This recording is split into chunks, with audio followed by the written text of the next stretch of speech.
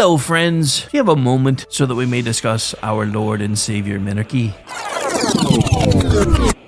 No, seriously, I'm just kidding. Hi, my name's Rick Robinson. I am the general manager of KLRNradio.com. We are probably the largest independent podcast network that you've never heard of. We have a little bit of everything, and by that, what I mean to tell you is we have news, pop culture, special events, conspiratainment, true crime, mental health shows, drama productions, and pretty much everything in between.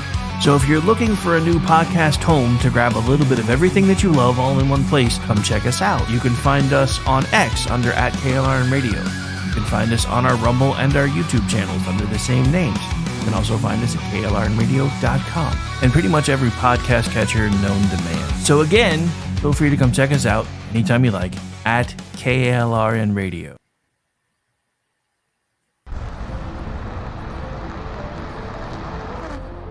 Are you ready to reach for the stars? Tune in to The Lost Wanderer, the #1 monthly podcast on good pods in astronomy. Join our host, Jeff, as he takes you on an interstellar adventure to explore the mysteries of space and the wonders of science. From rocket launches and distant galaxies to the latest discoveries in astronomy, each episode is a thrilling ride through the cosmos. Don't just gaze at the stars. Come explore the universe with us. Follow The Lost Wanderer wherever you get your podcasts, and let's discover the stars together.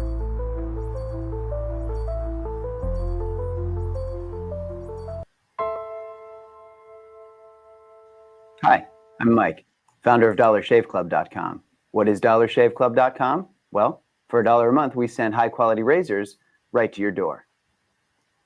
Yeah, $1. Are the blades any good? No. Our blades are f***ing great.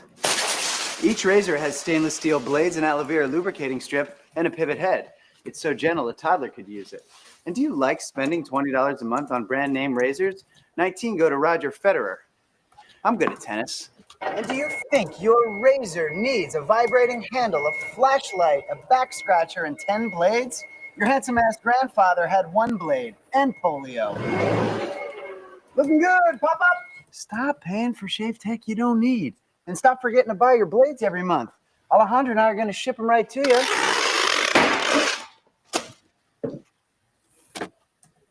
We're not just selling razors, we're also making new jobs. Alejandro, what were you doing last month? Not working. What are you doing now? Working. I'm no Vanderbilt, but this train makes hay. So stop forgetting to buy your blades every month and start deciding where you're going to stack all those dollar bills I'm saving you. We are DollarShaveClub.com, and the party is on.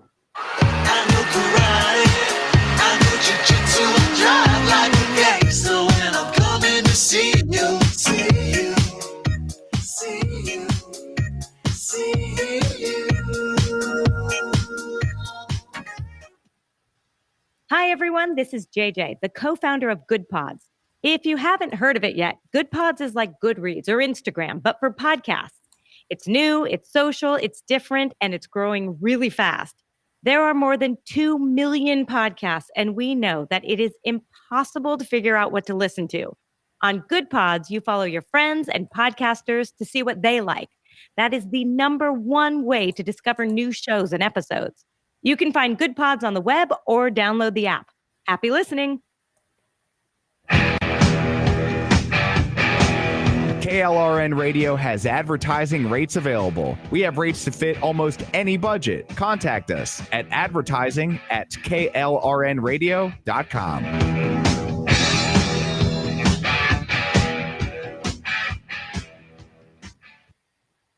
The following program contains coarse language and adult themes. Listener discretion is advised.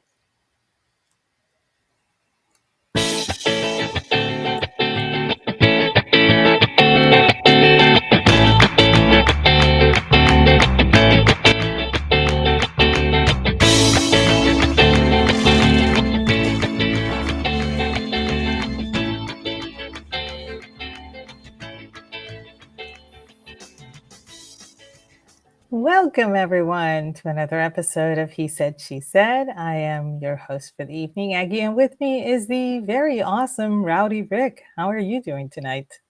Awesome. Wait, what? Who? Where? What? Huh? What? Huh? What? I'm pointing at you. I'm literally pointing at you right now. I'm good. I'm good. I do have an announcement to make. Mhm. It is with great sadness that I report that we will have to rework the Irish Week theme for this show because I received a cease and desist order from the Dropkick Murphys. I'm not kidding. What? Yeah, they don't like conservatives. Apparently, somehow they figured out that I usually use that shipping up to Boston Uh-huh. to hand off to Sean's show because he's from Boston on Mondays, and Ah. apparently they found out. And I provided proof of the licensing, and they're like, obviously somebody hasn't told you how this licensing works because we can still say you can't use it. Like, I was not aware of this, and that's okay because I'm not going to risk it. So No, I wouldn't risk it either. And you know what? That just means I don't need to listen to them anymore either.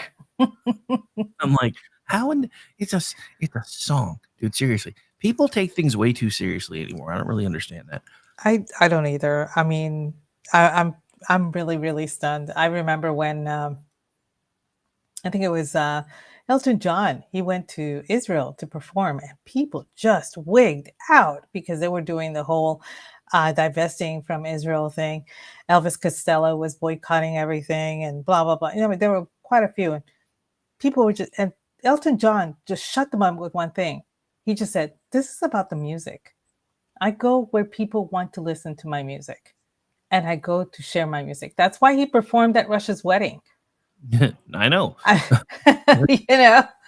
He's absolutely not on the right by any stretch, but it's about the music. And so I always find it really disappointing when, I mean, I understand they have their standards, they at least, stand up for their beliefs and whatever, but music shouldn't intrude politics like that. So, they're entitled to do their thing, and we're entitled not to listen.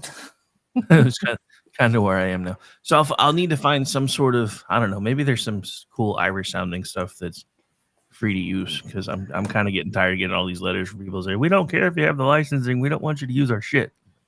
Okay, whatever. It's like granted, it's only the second time it's happened in the nearly 20 years I've been doing this, but that's twice too many. Yeah. I get it. I got a letter from Ozzy's attorney once too because he was Crazy Train for the opening of America Off the Rails. Come on, it was the perfect song. It was the perfect song. I was told no.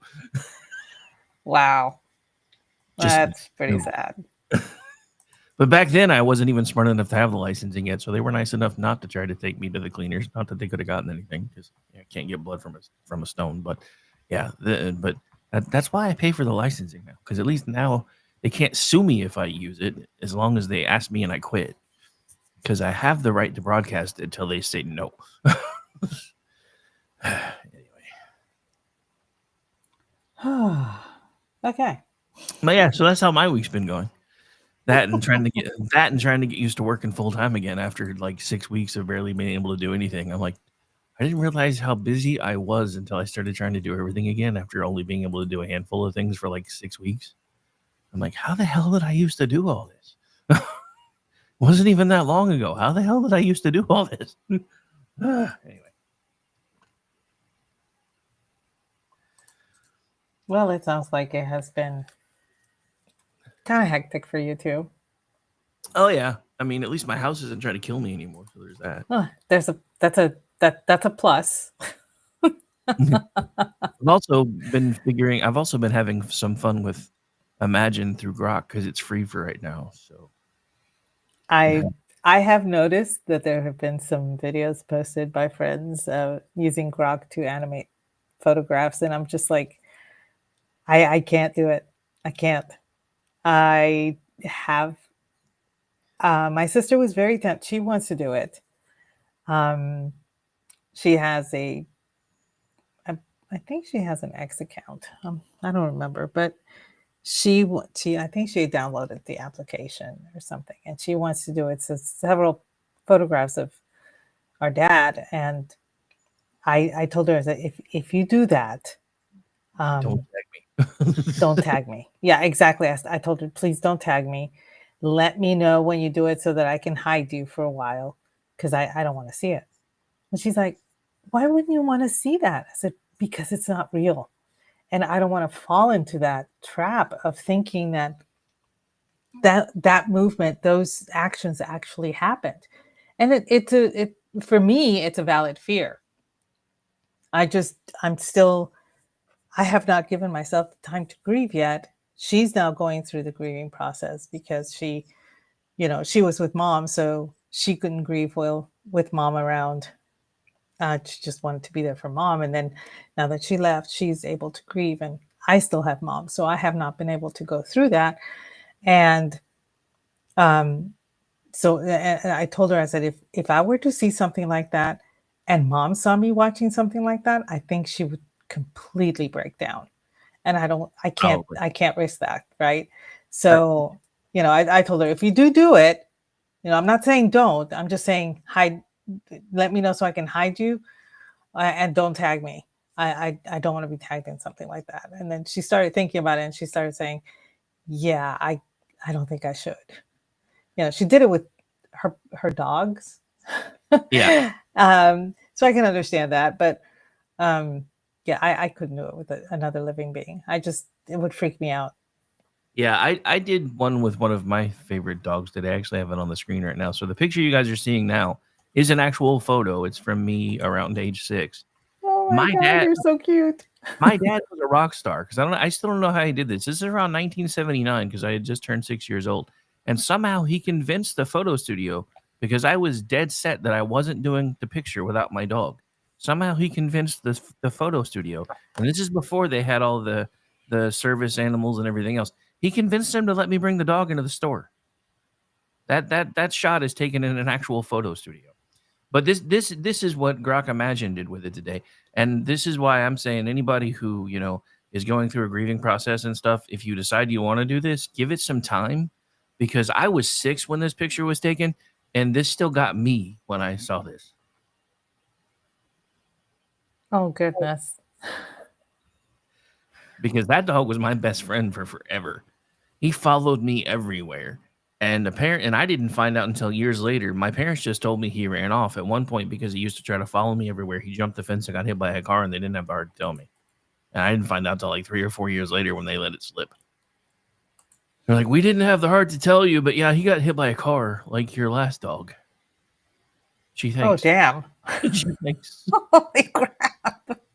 Yeah, my grandmother got me another dog. I don't even remember what kind of dog she was.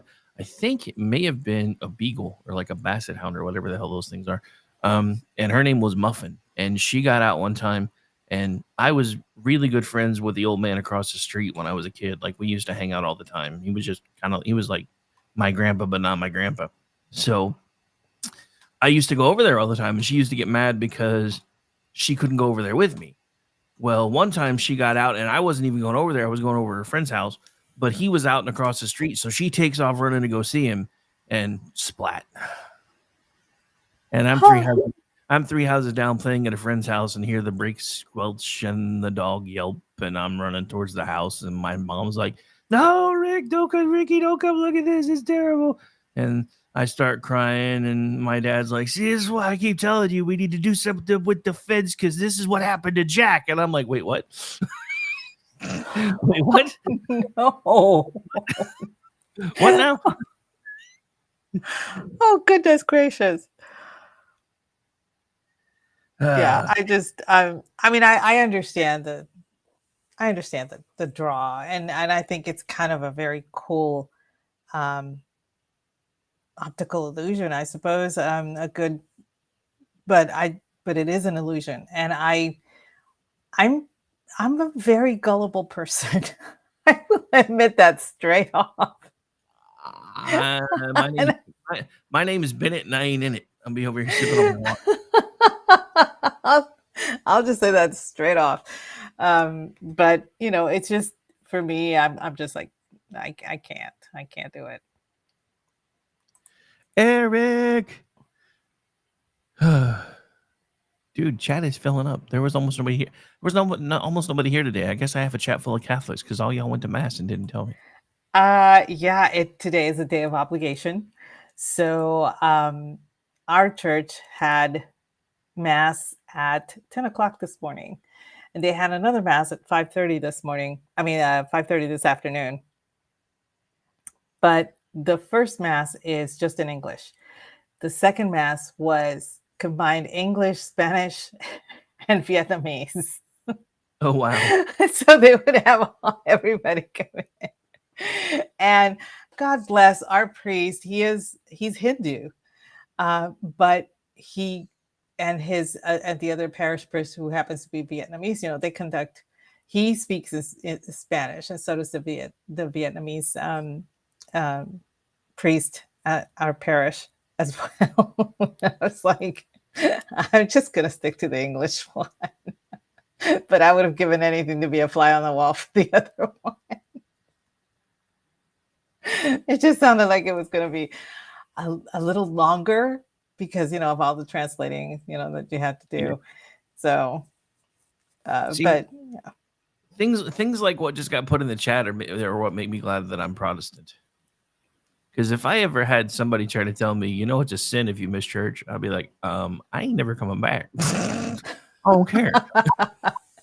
No, we only have 8 days of obligation where we must attend church. The rest are, pretty flexible, but those are there are 8 different days. They're feasts, and this was the feast of the Assumption of the Virgin Mary when she rose to heaven. So that's what we were there for.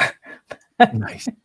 It was funny because I had a lot of stuff going on. It turns out my front tire on the driver's side was low, and I put air in it, and it was still, there was a slow leak. So after church, I had to go take it to the tire place and tell them what's going on. And thankfully, they managed to get me in and out within 30 minutes. And after that, I had to go to Tyler. My husband had an appointment to have his blood drawn, so we had to rush out there before 2:00. And then I passing by Michael's, and I said, "Oh, stop the car! I need to go get some yarn." And I jumped out, and I got like, how many? 5 plus 8 is what? 13. I got 13. Yeah, 13. 13 skeins of yarn, and they're very big. So it has been pretty hectic day today.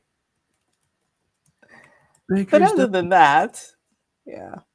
But no, I mean, and again, M, this is a reason why, again, I'm glad I'm a Protestant. We don't believe in purgatory, so I'm good. I have to believe in purgatory. It explains a lot. You see, at least in the Protestant explanation of things, purgatory was what existed before Jesus broke everybody out of it. So now it's not required. So got it. That's how we look at it anyway. I don't know. I mean, I could still wind up in some drab, gray, dreary place for the rest of my life, and you guys could be looking down to me in heaven and be like, "We told you were never getting out of purgatory." I'm like, shut up.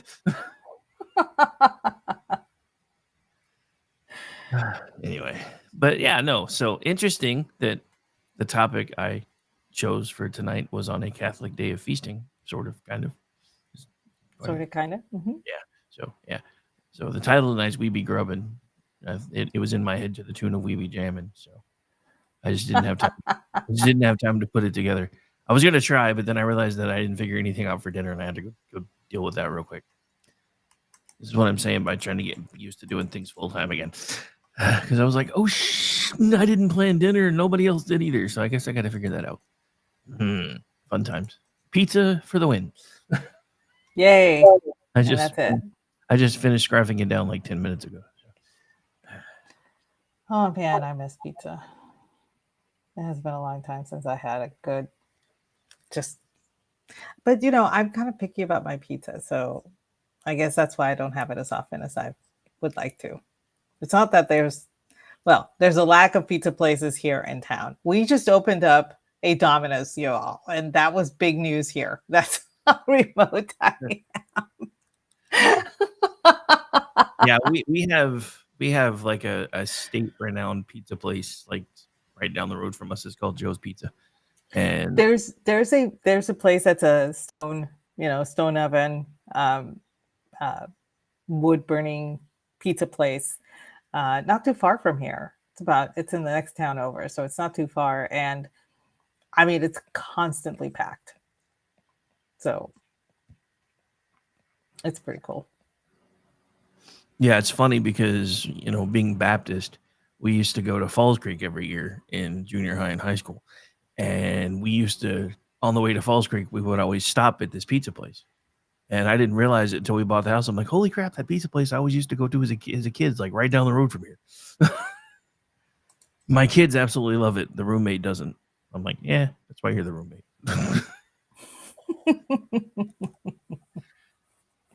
But yeah, so tonight we're talking about our favorite restaurants. All restaurants are on the table. We're welcoming feedback from the chat as well. It can be sit down, nice dining, takeout, fast food. It doesn't matter. Just where do you like to grub?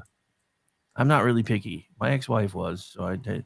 That's why I always used to pull the trick of anytime she didn't know what she wanted to do for dinner, she'd be like, I have no idea what to do for dinner. So I'd always come home and be like, guess where we're going for dinner? First place she said is where we went. Nice. I've heard of that trick, and it seems to work with a lot of people. I've never had to employ it, Actually, I think my husband tried that once, and I looked at him and I said, I can't think of any place. And he looked at me and said, damn it. It took me a while to learn that trick because she was always like, I have no idea what I want for dinner. Like, I really don't know either. So eventually a friend of mine said, just treat it like it's a surprise. Just come in and just, call her up, text her and be like, guess where we're going for dinner, and be all excited about it. And then when the first place she says, that's where you go. And it worked more often than it didn't. But yeah, occasionally it was like, I really don't know. And I'm like, damn it.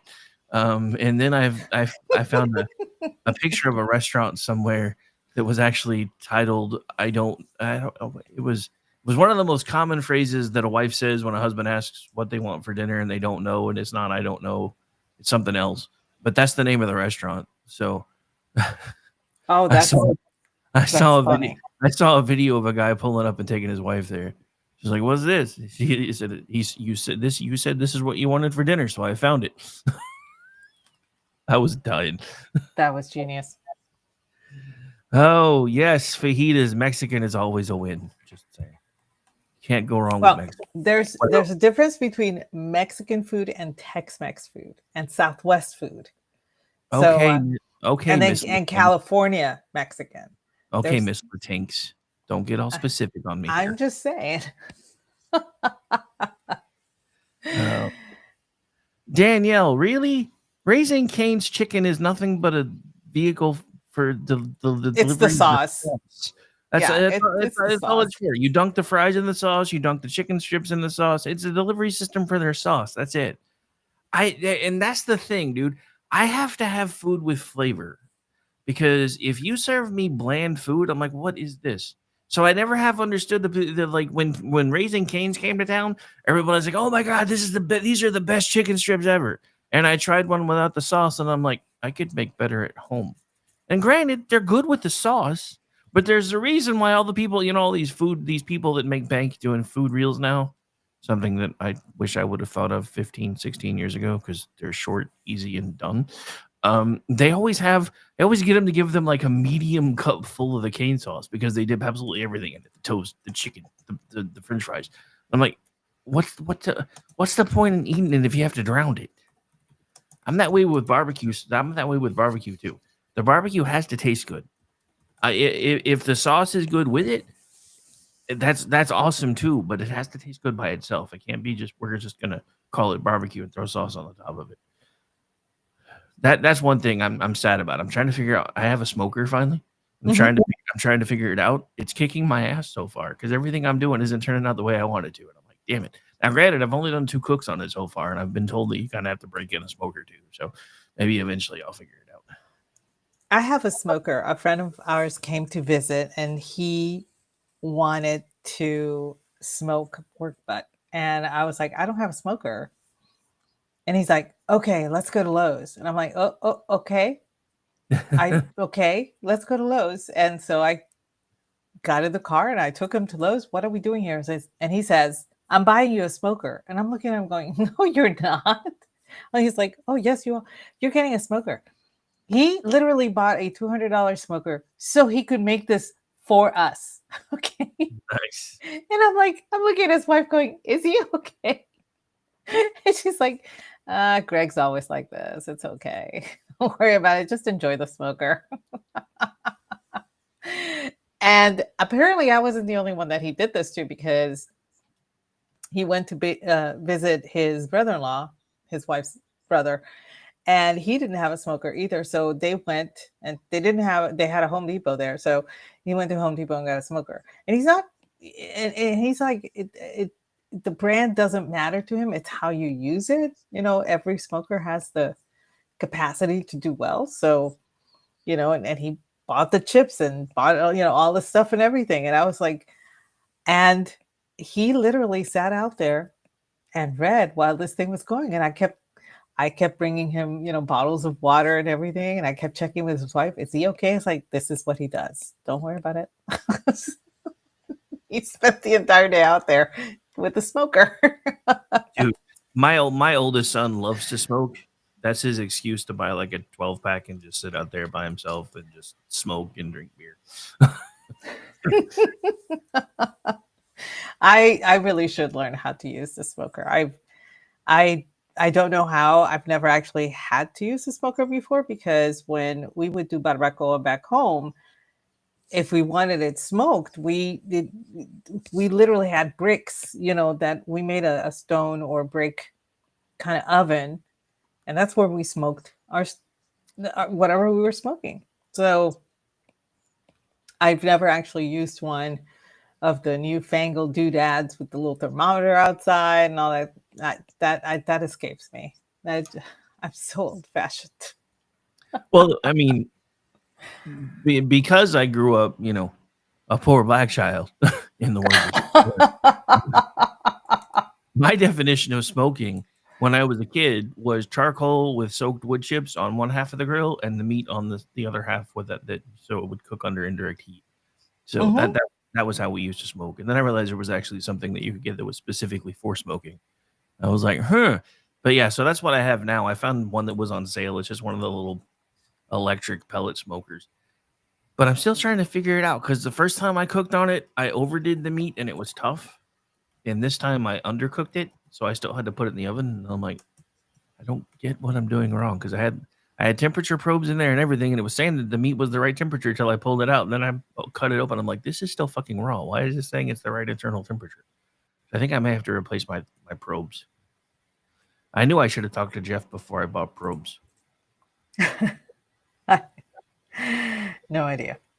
So, but anyway, I figured, one day I'll get around to learning it. You guys come down to visit. I'll know how to smoke meat in it.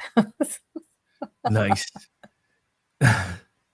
Dude, like smoked meats are my kryptonite though. I got barbecue for us not too long ago from a restaurant down here called Van's Pig Stand. And my ex-wife always used to get the chopped brisket. I preferred sliced, so I got it sliced this time. I got a half pound of that. I got a pound of pulled pork because that's what the kids wanted, and I got an entire rack of ribs. We demolished that shit in like 15 minutes. And I ate almost the entire half pound of the sliced brisket by myself, because it had the right crisp on the edge. The fat content was perfect. And every bite was like, oh my God, I'm gonna die, but I gotta keep eating this. It's terrible. I literally put on 5 pounds after I ate that, and I haven't been able to get it back off yet. I wish I was kidding, but I'm not. Smoked meats are my kryptonite. Well, it's one way to go. I mean, of the ways to go, it's not a bad one. But no, it's just, but yeah, I'm not nearly as picky as my ex was, but there are things to me that, just have to be done right. Like, I've noticed, like, the highbrow steak joints, the ones where they charge you like $100 for a piece of meat, I don't like them, because they're just like, oh, the meat should be able to stand on its own and it should have no more than salt and pepper. I'm like, but if you don't know how to cook it, it ain't going to taste right. And they never do. The only place that I've paid high dollar for a steak and not complained about it is Cattleman's. It's actually right in the the stockyards off Agnew because they actually get the meat right there, so it's really hard to screw it up when it's that fresh. But their steaks are also really expensive. So normally I'm a low written kind of guy. So for steaks, I usually hit Texas Roadhouse. I love their steaks. Well, there's nothing wrong with a good steakhouse, and I gotta say, I found one down here that was absolutely fantastic, and it is in Avignon, which is, I want to say it's almost 55 miles from me. And it's, I mean, you walk in, everything is like, it looks like an old saloon. Everything is wood and it's rough and there's dirt on the floor and cattlemen come in and out. It's not a fancy place at all by any means, but my God, the steak there, I had an out of body experience when I was consuming it. It was that good. Yeah, their steaks are almost always good. I mean, I've eaten there probably 30, 40 times since I was in my 20s, and I think I've had a bad experience there once. I will say that I did find somewhere that does prime rib better, but I'm not a fan of a lot of the other stuff they do, and that's Toby Keith's I Love This Bar and I Love This Bar and Grill, whatever the hell it's called. Yeah, it's I Love This Bar and Grill because it's named after a song. They smoke their prime rib, and I have to admit I'd never had that before. Smoked prime rib is amazing. I've, it's really funny. I'm not a big fan of prime rib, but for my 50th birthday, I went to a really nice restaurant in the outside of DC, and it's called the Prime Rib. Literally the same, and that's what they're famous for. And I walked in, and it was this really beautiful gentleman's restaurant. By that, I mean everything was very masculine. The walls were a very dark gray black, and the chairs were, wing back and, cream color. And I mean, everything was just like, I walked in and I was like, men would feel very, very comfortable in this place. There weren't no pretty flowers there was no flowers, there was none of that. So, but I had the prime rib there and I was just like, this is fantastic. And the server, God bless him, he said, well, that's what we're known for. It's like, well, okay. All right, fine. Yeah. You'll get your tip. Don't worry. Nice. But I hadn't really enjoyed it because I think I had prime rib one Christmas. My in-laws decided to have that as the Christmas dinner. And my father-in-law used to be very exacting, very, very much a perfectionist. And he just decided to do something with it. And instead of asking all of us our flavor profile our preferred flavor, he did his own. And so it was, the spices were just not for me or anything like that. And I really didn't enjoy it. And so when I went to the prime rib and had it, I was just like, wow, this is actually really good. That's only the second time in my life. And I was 50 years old when I had prime rib. How sad is that? See, I found prime rib kind of early in life. It was my 20s, so I have enjoyed a lot of prime rib. A lot of prime rib. And now that's actually why I'm trying to figure out the smoker thing, because it's funny because my dad, we've always done, because I've had, with parents and step parents and extra step parents, because mom was on stepdad number 5 and blah blah blah, yada yada yada. We got to the point where counting everybody with grandparents and everybody that were wanting to do different things. We had like 6 or 7 Christmases. So years ago, my dad just said, fine, we'll just start doing ours like the week before Christmas. And he'd always do like the big meal and everybody'd come out. We'd open our presents, have fun. And this year he was finally like, you know what? I'm old enough that I don't think I'm cooking next year. Y'all can just bring something. So that's why I've been trying to figure out the smoker, because I plan on smoking a prime rib for our Christmas dinner. I haven't even started thinking about Oh my God. My whole life was upended this summer, so I'm really off of my groove, and I haven't even thought of my Halloween costume yet. So my mom was here and she Wait, was what? asking me, huh? Wait, what? You haven't what? Who are you and what have you done with Aggie? I know, right? And but she was, she was up here we obviously for dinner. And she asked me what I was planning for Christmas. She's I don't think she's wanting to decorate for Christmas at her house anymore. And I think she would prefer to visit the kids for Christmas instead. So, I told her, I said, yeah, because of you, I now have like 7 Christmas trees in my house every Christmas. So, but she asked me, what are you planning on making? And I was just like, you want me to make a duck again, don't you? She's like, well, I love the way you cook the duck. It's great, and blah, blah, blah, and all that stuff. And I never get to eat it unless you cook it. I was like, well, it's always something that I always make two, so that there's plenty for people. And she says, maybe we should do a third one. And I'm like, oh boy, this is gonna be a Christmas I'm not gonna forget. So so my mom's working already on making the Christmas, you know, uh, I guess menu for when she's here. And I'm like, dear God, if she comes, I'm gonna gain 10 more pounds. I just know it. Every time she comes to visit, I gain weight because she starts cooking and it's all good food, So but we decided to treat her. We took her to a steakhouse downtown in Tyler called Prime 102. It's one of my favorites.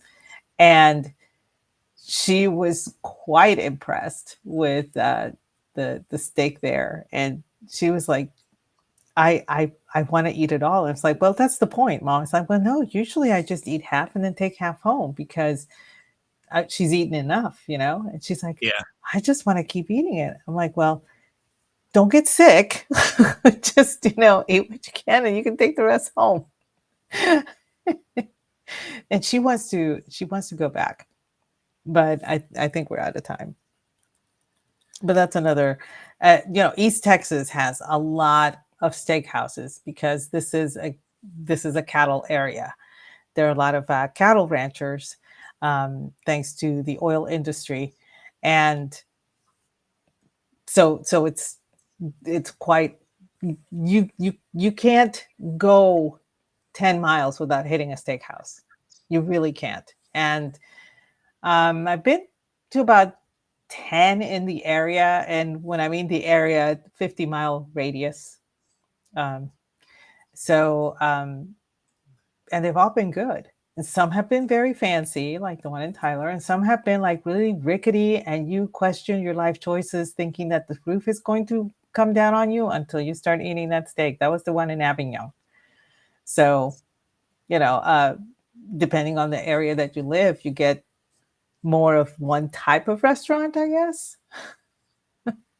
In San Antonio, there was a lot of Tex-Mex. I had to dig deep to find a Mexican food restaurant. I wanted to treat my mother-in-law to authentic Mexican food because she's never had it. She's always had Tex-Mex. She's had Southwest. She's had California, um, uh, Calmex, or whatever you want to call it, but she never actually had authentic Mexican food. And there was one restaurant that I found in San Antonio, total hole in the wall, as in there's not even a sign outside. You just have to know that it's there, That and so we walked in. There were 4 tables with 4 chairs each, and that's it. That's all they seat. Um, so you have to get there early. And she wanted to eat true Mexican food, and I said, well, there are a lot of dishes you're not going to know any of them, but you're going to have to tell their server how much heat you can handle, because I'm willing to bet you everything here has a lot of heat.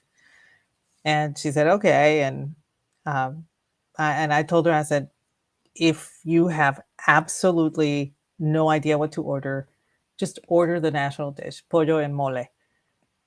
It's chicken with this mole sauce on top, and the mole sauce is what elevates the chicken. So she's like, "Have you had it?" I was like, "Oh yeah, several times. I've had it several times." And of course, I have to drink a lot of water because there are certain spices in it that are not compatible with me. So my mouth is on fire every so often. But she tried it, and she was extremely impressed with the complexity of the flavor profile of that sauce. And she was like, "How come I've never heard of this?" I said, "Well, because you're in Houston, and that's Tex-Mex, and it's all of the what you call Mexican food is actually Tex-Mex. It's not true Mexican food." And there are several, where my mom lives, that are authentic Mexican food, and some are. And what I found was the Tex-Mex restaurants in the Rio Grande Valley tend to be really bad, which I would have thought that they would have been better simply by the proximity. They're like literally 20 miles from the border.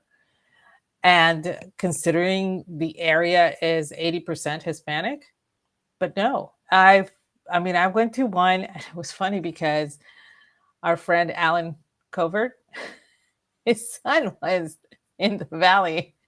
He posted a picture of the food that he was eating at the restaurant, and I posted my response, "Dude, I know exactly where he's at." And he asked me, "You do?" I was like, "Yeah. My parents live literally 15 miles from that place. Tell him not to eat anything because there's a better restaurant I can send him to." Dude, the worst And Tex-Mex I ever had was in San Antonio. I'm not even kidding. I believe it. When we were doing our trip to Padre, my parents stopped at this restaurant that they stopped at almost every year because I used to go like every year. They went on their honeymoon first time in the 90s, and they went for like 15 years, almost 20 years. They went back every year.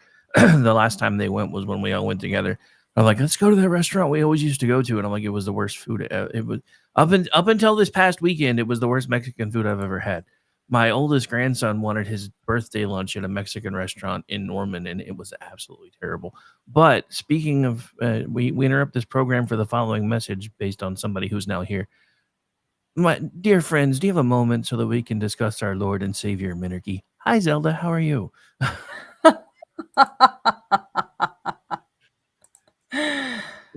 I was actually about to re-record a different commercial and take that one out of rotation, but she hates it so much, I think I'm going to keep it in there forever and ever and ever. But yeah, I'm weird when it comes because so I'll admit for the longest time I was a gringo when it came to Mexican food. Tex-Mex was it. Then when I started working building my security company. For the last few years that we were in business, I actually signed a contract with a chain of taquerias, and I started eating their food because they gave it to us for free. And I remember the first time, me, gringo, green sauce, cool. Yeah, no, not an actual Mexican. No, not in Mexican. In Tex-Mex, green is like here. Green means cool, red means hot. Not in Mexican. So and I can understand more Spanish than I can speak. So the poor little old lady was trying to tell me in Spanish, "This is really, really hot. Are you sure you want to eat this?" And I'm like, "No, I'm sure I'll be fine." They were laughing at me for an hour. Like full on I'm in full dress uniform, class A, got my vest on, got all my gear on, and I am just on fire. And and it's already hot outside, which is where I'm supposed to be most of the time. So I'm just randomly coming in and standing under the air conditioner, running into the bathroom, trying to get rid of the heat that's pouring. It's so hot, it's pouring out of my pores because I was a dumbass. I mean, dude, yeah.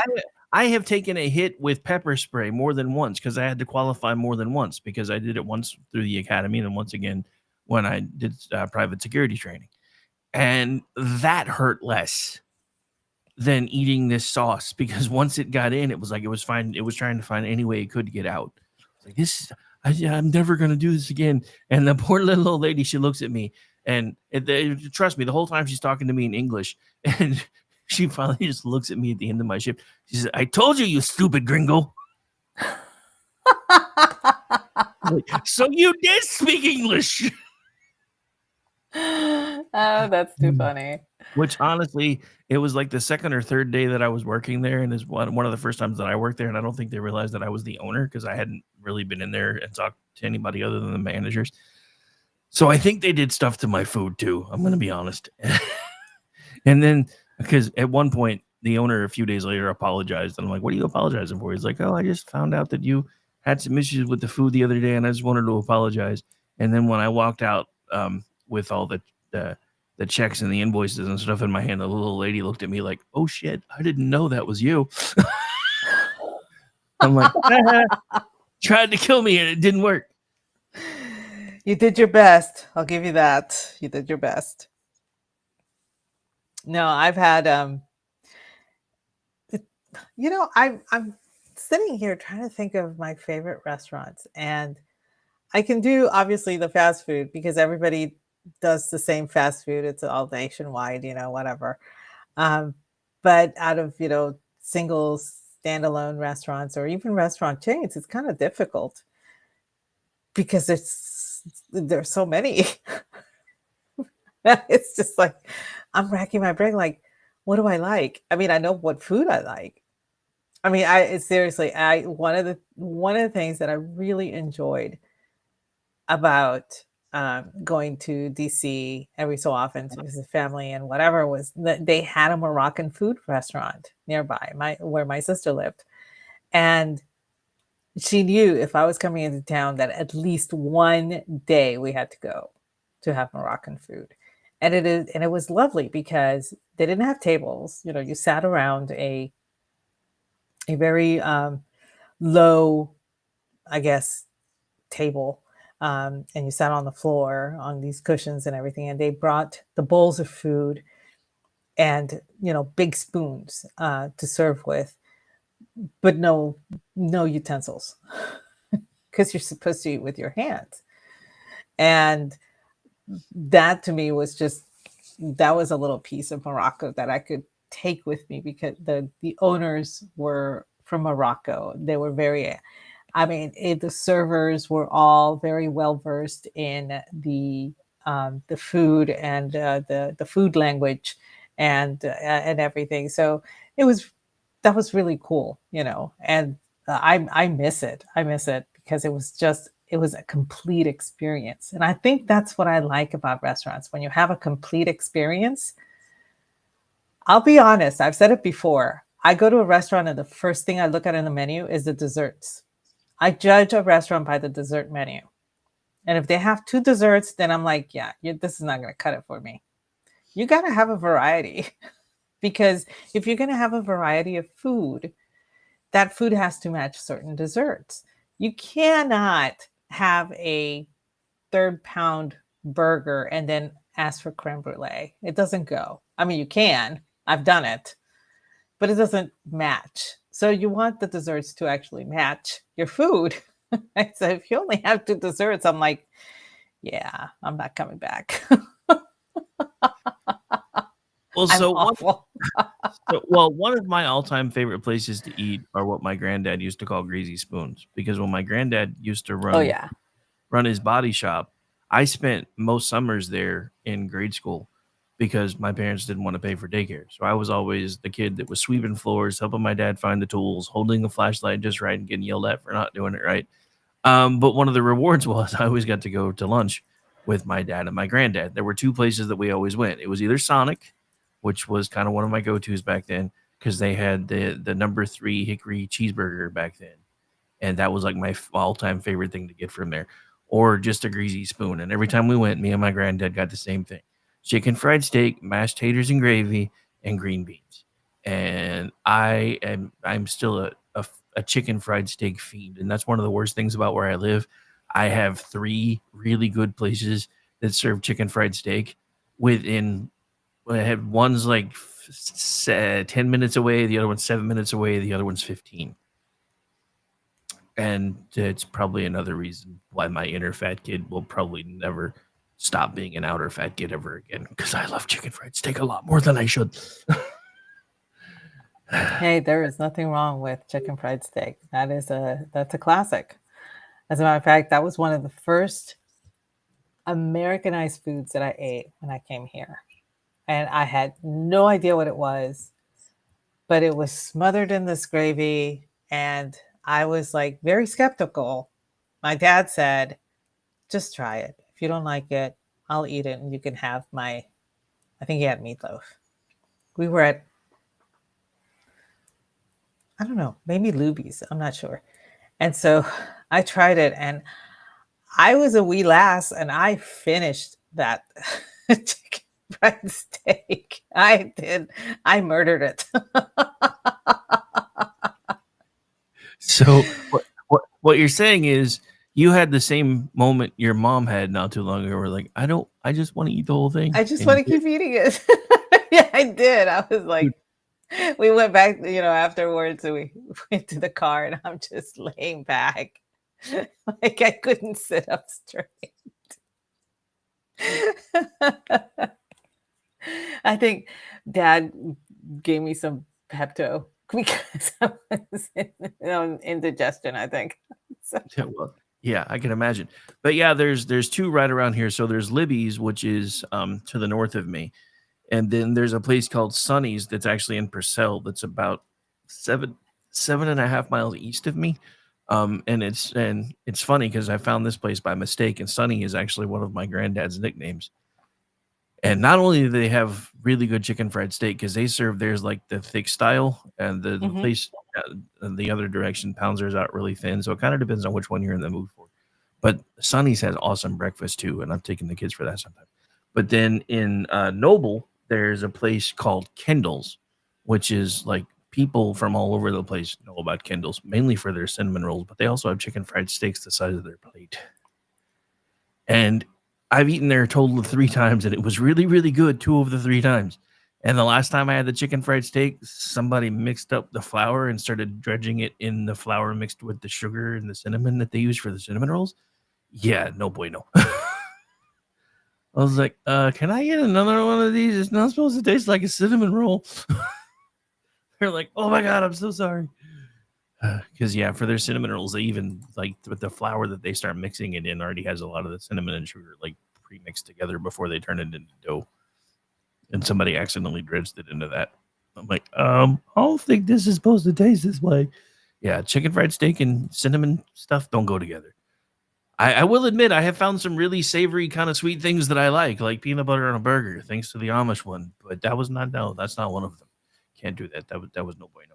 So yeah, I actually haven't been back since because I just can't do it anymore. Some of the, I guess, trends towards the sweet and savory, the whole addition of cayenne to chocolate, to cocoa, the addition of, salt to the caramel, which I really like. I like salted caramel. And I actually buy caramel that is coated in rock salt. I have no problem eating that. my doctor said, maybe I should check you for your blood sugar and other things. Check your heart. It's like, yeah, go ahead. And I came back okay. So, but there are some combinations that I've not been able to actually do, and that peanut butter and don't you dare judge me, Orty, but the peanut butter on the hamburger, I've yet to actually do it. Yeah, And I know you're supposed to spread it, not a big glob of it or anything, but yeah, but you have a version of how peanut butter feels on the roof of your mouth. That's why I was telling yes, you should get the lower fat content meat and then just mix the peanut butter in as a binder. that's pretty much where I'm leaning towards doing it, because I just can't do the peanut butter thing. It's a me thing. It's me. It's not you. It's me. Damn it! I literally saw the telenovela gasping face now, Ordy. Thank you, asshole. He's like gasps in Spanish, and the first thing I saw was the dark-haired lady that always does it in the overacting telenovela game. Soraya. Yes, she's a very famous telenovela star in Mexico. Little trashy, little mean. No, very mean. Which is why she's perfect for telenovela. Yes, yes. But man, it's been a while since I watched it. I need to go dig it up again because unlike here, telenovelas in Mexico and in Puerto Rico and Venezuela and all those, they end. They have an ending. So they'll run for like maybe 12 or 14 months and that's it. So Yeah. And then they go into syndication. And I remember growing up, there was one called Lucecita, Little Light. That was her name, Luz, but they called her Lucecita. And I remember when I was 6, that sucker was on, and it was one of the few that my mom would let me watch because it was on early enough. And I remember watching it and all that stuff. And it was just such a lovely story. And it was great. Happily ever after, blah, blah, blah, blah. Fast forward 20 years. And I am flipping through the TV channels and, Telemundo's on or whatever. And they're running it. And apparently they run classic telenovelas. And I was screaming. It's like, oh my God. So I ended up, like every Saturday night I was watching it. I didn't go out with friends. I stayed home to watch a telenovela that aired years ago. But I don't know. I'm just weird that way. But anyway, going back to the food thing. Some of the sweet and savory combinations have kind of like, I'm not doing that. But a lot of people think that it's great. There are some that I really like. I like putting fig jam in my grilled cheese. So I will have the cheese on the inside, and I will put fig jam on one side and the cheese, and then I'll put it and I'll grill it. A lot of people prefer mayo to butter when doing the grilled cheese. I prefer butter. I'll eat the mayo too when I grill it, but I prefer doing butter. It's just me. But that combination of the fig jam with like smoked gouda is great. And I cannot stress enough how awesome fig jam is for your savory needs. Yeah. So my current thing with the whole peanut butter cheeseburger is peanut butter burger, bacon, sharp cheddar cheese, and jalapeno jelly. Okay. I'm going to break in and say, I'm sorry, Ordy, but yes, I have dipped corn dogs in honey. I've been to the State Fair of Texas. Thank you. Moving on. Yeah. I noticed you skipped over the part where he's calling you out for still never stopping at Wiener Schnitzel. Okay. I haven't been able to. Do you have any idea how far that is from Garland? It's in Richardson. And I almost went last time I was there because I went last weekend for my nephew's birthday party, but I just didn't have the time. I was stuck with this party at Splashdown or whatever it was. It was a splash park or something. Giggity goo. Just read the chat. You'll know why. Yes. Yes, you are, Ordy. So anyway, moving on. Jeff, if you're calling yours a corn dog, you might need to go to the doctor, bro. Just saying. It's not supposed to be wrapped in stuff. Just saying.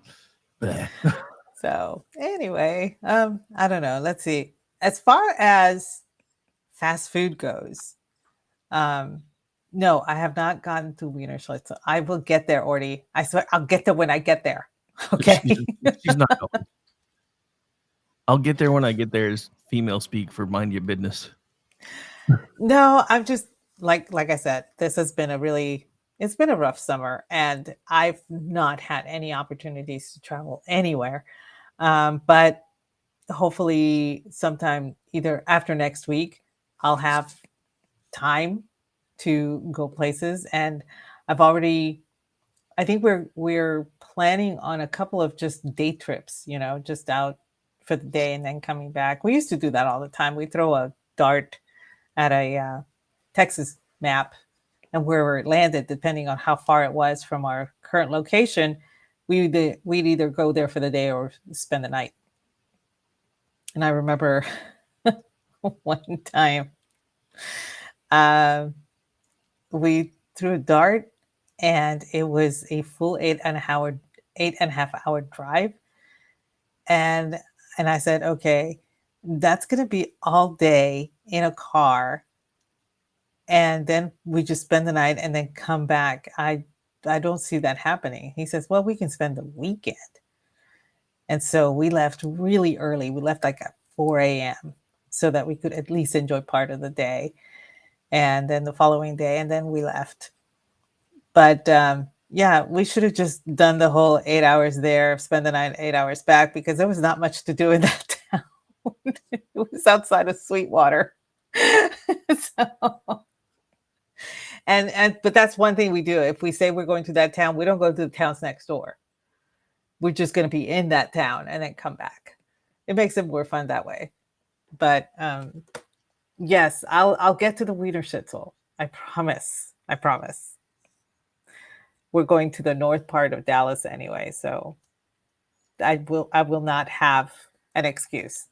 Okay, now that I have flagellated myself over this Wiener Schnitzel thing, I guess as far as fast food restaurants. Hey, some people are into that, so I have to appease them. True. I mean, for me, I love Chick-fil-A. I really do. I seldom get it because the nearest one is 30 miles away. So it's kind of a drive. So if I'm in that town and have time, I'll get some Chick-fil-A.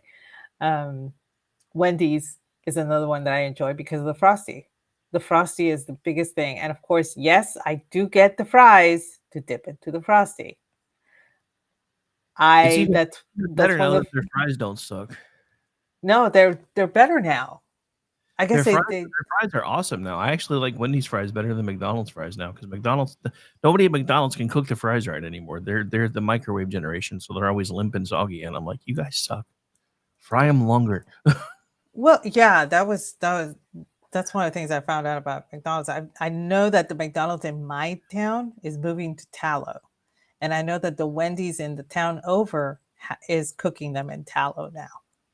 So they've made that move, and I want to say the one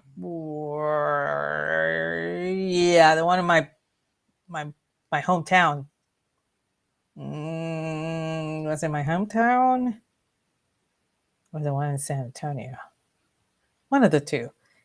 They're cooking with tallow now too. And I noticed because their fries were so much better.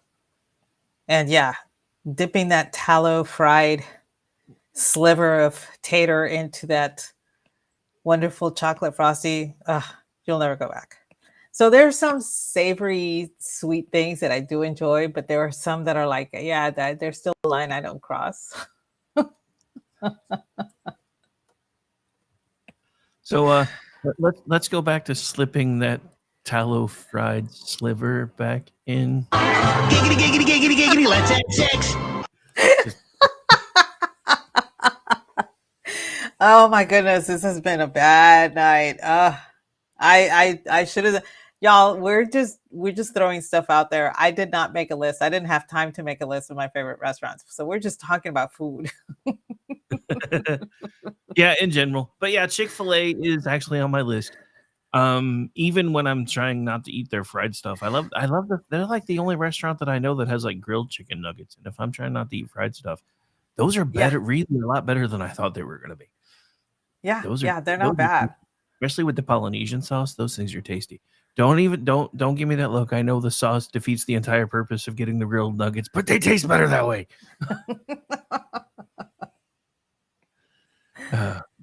But yeah, I'm bad. I don't use any sauce when I get any chicken nuggets that I get. I don't use sauce. oh, I I do. just eat Like, them dry. well, like Wendy's has the I don't even know what they call them now, but they're the nuggets where you can actually get them with the sauces over the top. They took my favorite one away, dude, because I built my own thing called a Fat Boy combo. So it was a Baconator with the loaded Baconator fries, and then I would get like a 6 count minimum of the garlic butter sauced nuggets, and then I would take the leftover garlic butter and pour it over the fries before I ate them. They don't even have that sauce anymore. I'm so mad. It's like, you got rid of my sauce that made my fat kid meal the best one ever. You bastard. They're like, you have a what now? I'm like, yes, I have a meal that I made myself called a fat kid meal. Don't judge me. The fat kid meal. Nice. Because every time I ate it, I used to get it because my granddaughter and my daughter go with my aunt a lot to go do stuff, to get girl time, because it's a house full of boys other than their roommates. So occasionally my aunt will be like, I'm going to come get them and let them hang out with some women folk. I'm like, okay, cool, whatever. So that's normally when my son and I go to Wendy's and grab those, and then we both eat like fat kids. So that was that's what it was. I called it the fat kid Happy Meal. That's what it was. Because after I ate, I was a happy fat kid. There you go. That worked. But yeah, and well, actually, I started making them at home because I realized that the Walmart brand of nuggets are basically the same breading and consistency as the Wendy's nuggets, and then they have, if you know where to look for them, they have the ones that have the breading style that McDonald's uses too. So occasionally I'll get some of those and just make the McDonald's nuggets at home. And then I do exactly what Em just talked about. I've actually used those nuggets to make orange chicken. That's good stuff. That's good stuff. I'm just saying. I just ate and I'm making myself hungry. This was a terrible idea for a show. Just pointing that out. Well, I had my husband caught fish today, so that was fun. I ended up doing fish and chips, kind of very, very British for a bunch of Puerto Ricans and Hungarians, but whatever. Nice. It was good. Amish, that's terrible. You said you didn't like all the grease from frying the nugs, so I boiled them. That's terrible. Wow. Well,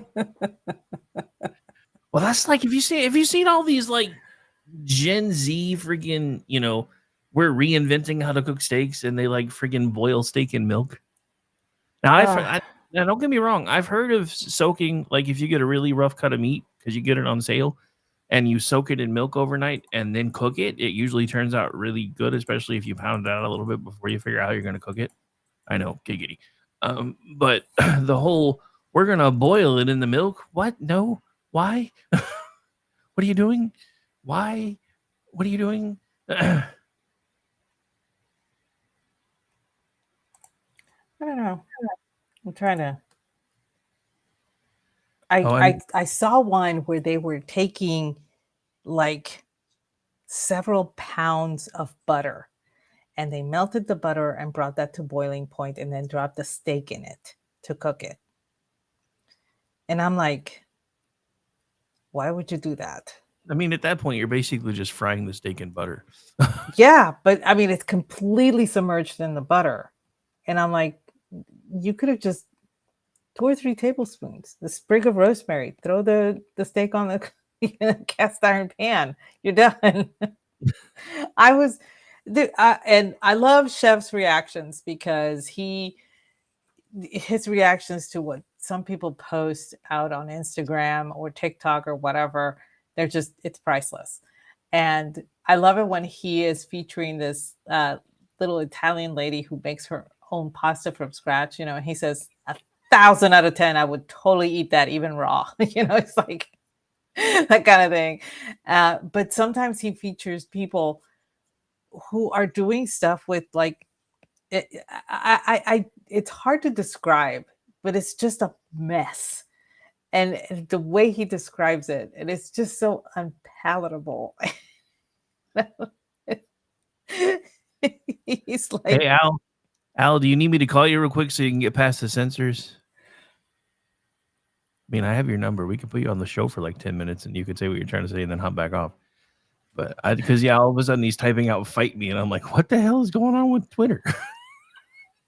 yeah, I keep censoring him. That's so weird. And I've noticed that because it's done it to me where I'm in chat and somebody's having a show or whatever, and my stuff doesn't show up. And it happened to Calvin a while back too. So Well, I'm not sure. I think they're doing stuff behind the scenes with Twitter because lately, I mean, even Dana Lesh posted about it today. She was like, well, I see the throttling's back. And I mean, she's got like millions of followers and she gets less traffic than I do a lot of the time. And I'm like, how is that even possible? Mm-hmm. But yeah, so and it's weird because there's sometimes when we'll come on and it, like nobody sees us, and then there's enough times where enough people will push us, and all of a sudden you can tell that we've broken through whatever the algorithm is. Because yeah, and like today, even with Brad on and me trying to push the heck out of it, we barely broke 200 by the end of the third hour. So I'm like, eh.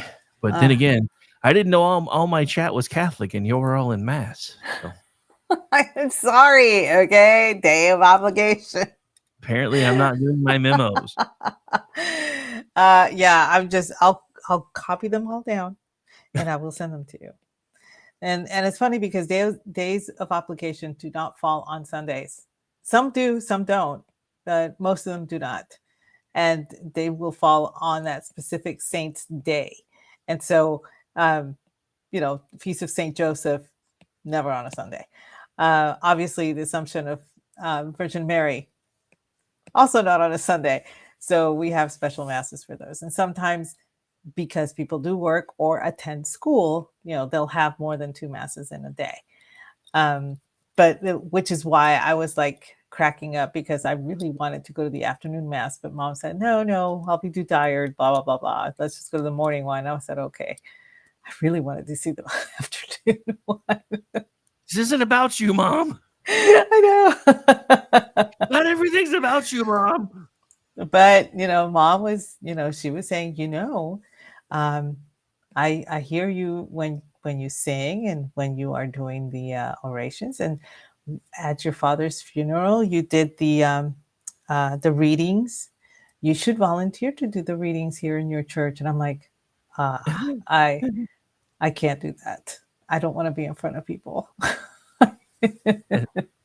And that's when your mom looks at you like my dad now looks at me. He's like, what do you mean you don't like speaking publicly? You do shows in front of hundreds of people every day. It's different, Dad. It really is. But, I don't know. I might consider it just so that I can, be more involved. I tend to be more a behind the scenes person at church. I've always been that way at my old parishes. And actually on the way up, I spent the night over at my sister's. And so on Sunday before driving up here to my house, we went to mass, my mom and I. And they asked if there were any visitors.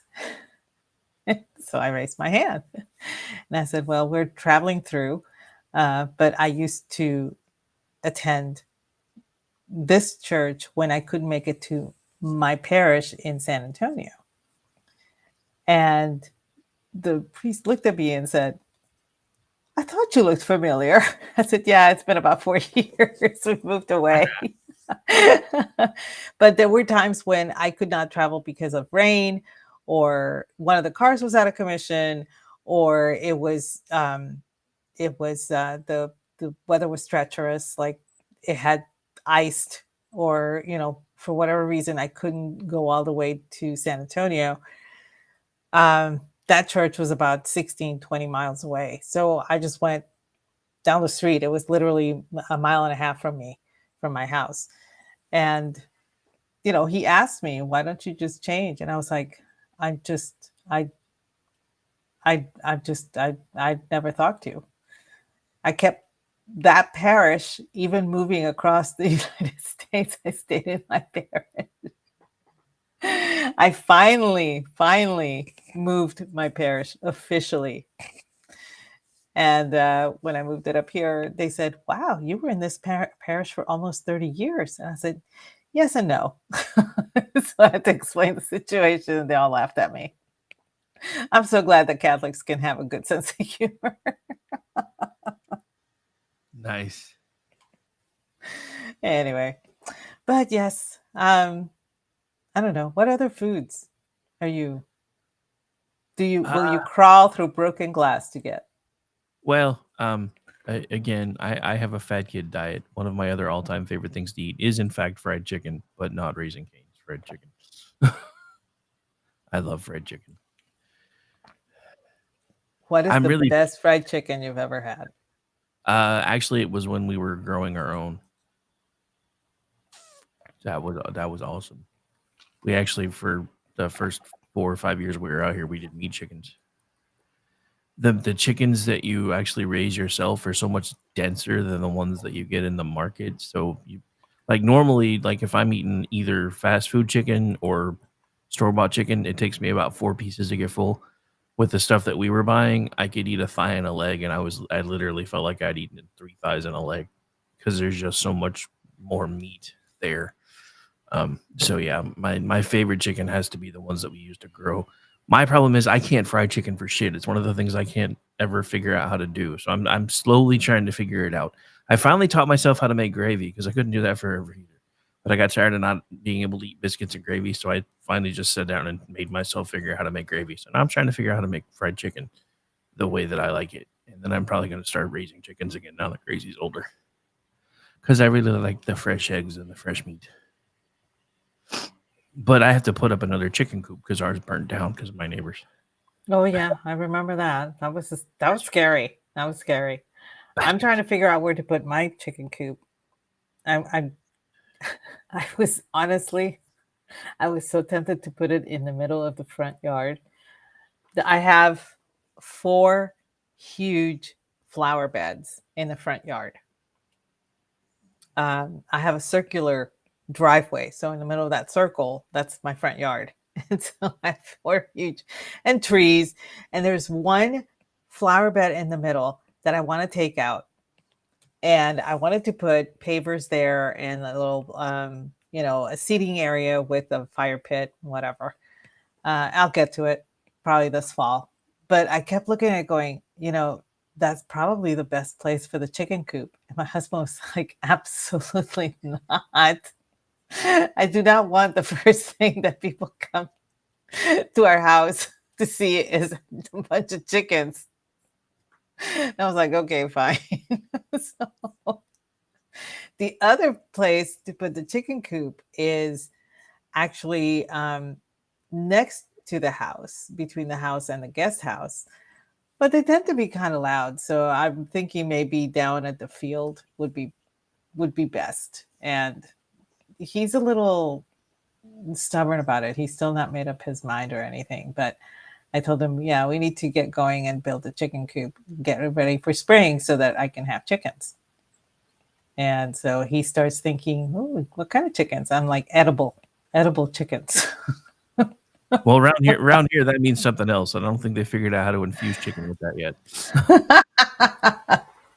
But we also thought about guinea fowl. I helped raise guinea fowl when I was little, so I'm pretty familiar with them. They're great alarms. I mean, they see some animal approaching, they will just start squawking. So Yeah. they're good alarms. Dude, they're noisy. My very. neighbor, they're noisy. I don't like them. No, they're very noisy. And I remember growing up and we had them in our backyard, and we never had clocks in our house, to set alarms with, because those things were up by 5 o'clock squawking. They're worse. I mean, everybody says a rooster just will keep you up and blah, blah, blah. You know, will wake you too early. Guinea fowl will wake you even more early than that. So by 5 o'clock, we were all up, having breakfast, getting ready to walk to school. And because, you know, school was about 5 miles up the road. So, but, you know, it's just another thing to do. I'm pretty sure this is Danny trying to tell me that she can fry chicken. I don't think your husband would like how often I tried to have you come up and fry me chicken. So let's not even have that discussion. Just pointing that out. Because she's like, I can, Rick, right about the time I was talking about chicken. Yeah, I don't think that would work for either of us. So, but I like, you know, I will say I do like KFC original, but I prefer Church's original. I don't know. Church's chicken was like awesome, and I know I get it. People prefer Popeyes because of the spices in it and everything. But like I said, I can't eat spicy food, so Church's for me is the better option. Danielle's trying to get me stabbed.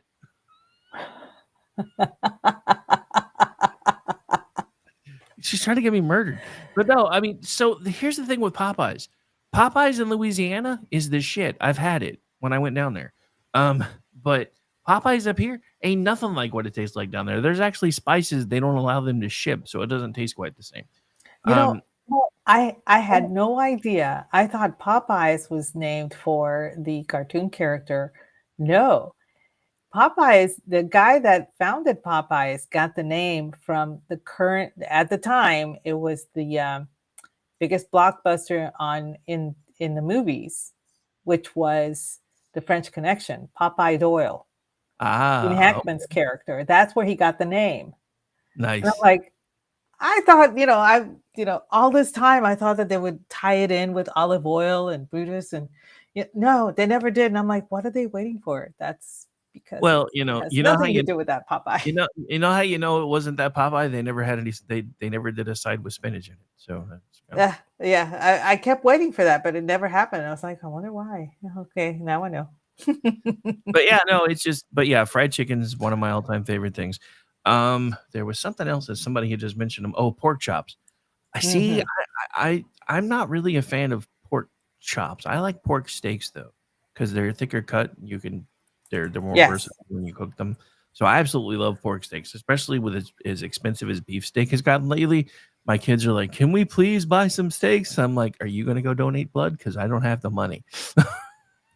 Like even here in Oklahoma, the last time I tried to buy decent steaks, it was like $25 for two. I'm like, I don't think you guys realize how much meat you eat. Because I would normally eat two of those. David would normally eat two of those. Jesse and Gracie would split one. The roommate would want one. So that's 6. That's 3 packages. That's $75 for one meal. If I'm going to do that, I'll just take you to a steak joint because it's less than that for us to go eat steak at a restaurant at this point. Which is the other thing that makes no sense. Since when did it become less expensive to eat out than to cook at home? Because I'm finding this more and more because I can find places to go and eat where I'm spending less than it takes for me to actually sit down and cook the meal, which is astounding to me. When did that happen? It was sometime during COVID, as I noticed when the swap started happening, and I don't really know why. No, I noticed that trend too. It was kind of weird. But yeah, it's like today I was like, well, I can either sit down and cook something and burn up about $30 worth of ingredients to sit down and cook enough for everybody to eat it, or I can use this coupon from Domino's and get 2 medium pizzas and some bread bites and some cinnamon sticks for like, I think we paid $40 with the tax and the tip. And I didn't have to do any cooking. I'm like, it's $5 more than I would have spent. It was done and waiting for me in 15 minutes. I think I win tonight. So thank you. And then for some reason, they realized they cooked too many orders of the cinnamon twist, so they gave us 2. They're like, here, just take it. We accidentally made an extra one. Y'all can have it. So I'm like, bonus, extra dessert. Woohoo! But pizza's always expensive for me anyway, because I always get the one with everything on it. And it's like, I was like, they have coupons for like medium one-topping pizzas for $6.99. I'm like, yeah, but right now they have a coupon for a medium pizza with everything on it for $9.99. So I will kindly take 2 of those. Thank you very much. And you're welcome. Apparently, this was the last day they were doing it, though, so I'm glad I decided to get pizza because it went away. I found out when we picked up the pizza. They're like, yeah, that coupon goes away tomorrow. I'm like, shit. I like that coupon. Bring it back. Darn. Bring it back. Oh man. Well, I know it's a little early, but I figure we might as well just wind it up since it's almost time. Might as well. You still got to give out your everything, and then I got to give out my everything. So we'll probably be done just about right on time anyway. So That's true. So go ahead and you go first. no, ladies first. Okay, fine. You can find me at Aggie Rican and at Aggie the Barkeep. Those are over on X. You can find me 8:30 p.m. Eastern Tuesday nights doing the Cocktail Lounge with the ever suave Brad Slager. 8:30 p.m. Eastern Friday nights doing He Said, She Said with the very awesome Rowdy Rick. That would be you. Wait, what? Uh, Where? yeah. I'm pointing at you. The second Wednesday of every month, the guys get together for Toxic Masculinity at 8 p.m. Eastern, where I bring that drink of the evening. And Jeff and I do Spirited Books on the first Monday of every month at 8:30 p.m. Eastern. Lately. I know. But No, that was to him because he likes to bust my balls about Jux, and y'all haven't done that show in like 4 months. So I've had a good reason why we couldn't do it. So, and to be fair, Jeff did get sick, and then he broke his ankle. Poor thing. But he gave me no sympathy when my house tried to kill me either, so that's why I'm just giving him crap right now. Jeff and I did talk about having the makeup show this Monday, but unfortunately, I completely forgot. I have a wedding to attend this Monday, so I have to talk to Jeff. Jeff, I know you're listening, so I'll get together with Jeff to see about makeup sometime this week, and we'll get back to you on that. Yeah, you got a lot of good laughs trying to get me stabbed by your husband. Sorry. All right, and where can we find you, Rick? Don't look for me; it's a trap.